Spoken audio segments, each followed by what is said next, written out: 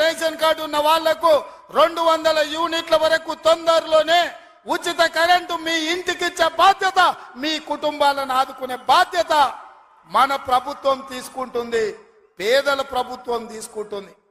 ఆ ఎల్లా ప్రగతి భవన్ అనే పేరు మీద పెద్ద గడిని నిర్మించుకొని కష్టాలు చెప్పాలి అని గద్దరన్న పోతే ఎర్రటెండకు మిట్ట మధ్యాహ్నం 3 గంటలు నీ గేటు దగ్గర నించోబెట్టినావు కదా కేసీఆర్. ఈ పాపం ఊరికెపోతుందా అని నేను అడుగుతున్నా.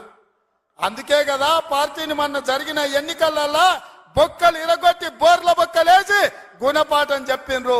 గద్దరన్న ఉసురు తలిగింది కాబట్టి మీ బొక్కలు ఇరిగిన బిడ్డ, అది గుర్తుపెట్టుకోండి అని నేను చెప్పదలుచుకున్నా. అందుకే మిత్రులారా, ఇవాళ ఈ ప్రభుత్వం మీది మనది, ఈ ప్రభుత్వం పేదోళ్ళది. ఈ పేదోళ్ళ ప్రభుత్వంలో ఆదిలాబాదును దత్తత తీసుకుంటాం.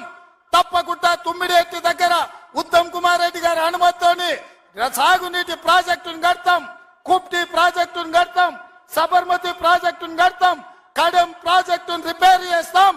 ఈ ప్రాంతాన్ని సాగునీటి రంగంలో పైనుంచి వస్తుంటే మా కొండ సురేఖక్క చూపిస్తుంది, కింద క్రేన్ పెట్టి బాయి తవ్వుకుంటారు నీళ్ల కోసం, సాగు నీటి కోసం.